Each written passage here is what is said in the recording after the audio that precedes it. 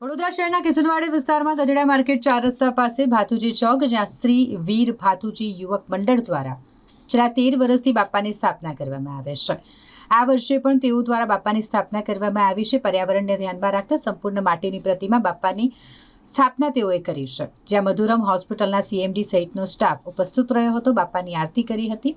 વિસ્તારના લોકો પણ આરતીમાં જોડાયા હતા।